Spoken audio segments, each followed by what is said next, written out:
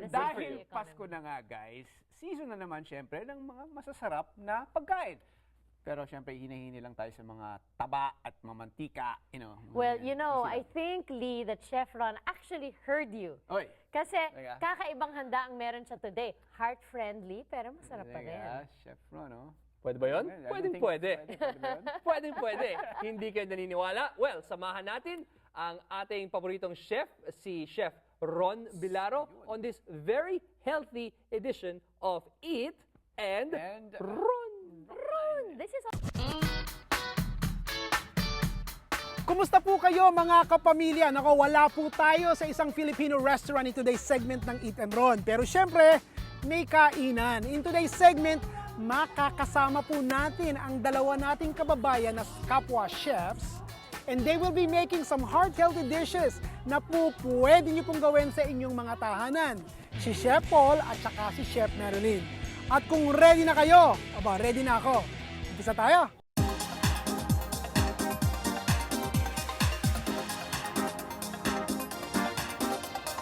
Si Chef Paul po ay magluluto ng Thai basil chicken. So, panoorin natin siya.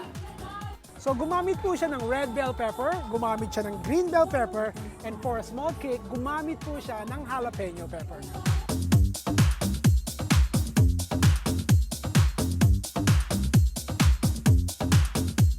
So, nagpainit po ng mainit na pan, nilagyan ng konting oil, nilagyan ng sesame oil, tapos inilagay niya ang kanyang diced chicken breast and then added onions, bell pepper, and yung jalapeno. And finally, ilalagay niya po yung kanyang chopped basil leaves. Nilagyan ng soy sauce, nilagyan ng patis, nilagyan ng oyster sauce, nilagyan ng sesame seeds, at para po medyo matamis, gumamit po siya ng honey. And finally, nilagyan po niya squeezed lime juice on top. Mawawala ba ang steamed rice? There you go mga kapamilya!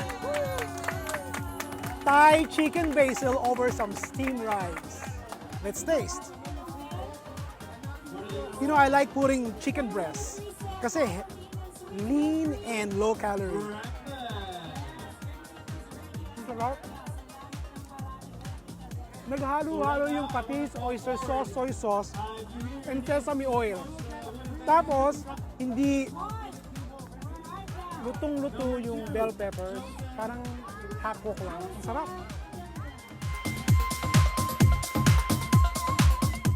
At mga kapamilya, pagkatapos po ng isang very tasty na Thai chicken basil, eto, magdi-dessert naman tayo. You can eat as much as you can because ang gagawin ni Chef Marilyn McNabb ay guiltless leche flan. Ready na kayo? Yes tayo. Siyempre, ang unang step, gagawa tayo ng arnibal. She only added sugar. Nagdagdag ng konting water and make sure dahan-dahan nyo pong ilalagay at baka matalsikan kayo. yeah. Ilagay natin ang caramel sa llanera. Now for the flan, we are using 1 whole eggs and 3 egg white. Adding 2 ounces of sugar. At kung gusto nyo po ng hindi masyadong matamis, you can either use less sugar at dun sa mga nagda-diet sa inyo, pwede po kayong gumamit ng sugar substitute. We're going to add 2 cups of skim milk. At kung ready na po kayo to bake, you can either use your oven, pero gagamit po tayo ng steam bath, or pwede rin po kayong gumamit ng ginagawa sa Pilipinas na pag-steamer. Okay, we are ready to bake this. Meanwhile, titikim na po ako ng finished product. Bago po ako magpaalam sa inyo mga kapamilya, maraming salamat and hello to Rosel De Grino, Rose Sam, and Tronny Sumait at sa ating kapamilyang si Cristal Vicencio. Maraming salamat Chef Paul and thank you very much Chef Marilyn. Ito po ang nag-iisa niyong kaibigan sa kusina, si Ron Bilaro. Please join me again next time sa another segment ng Eat and Ron. Bye!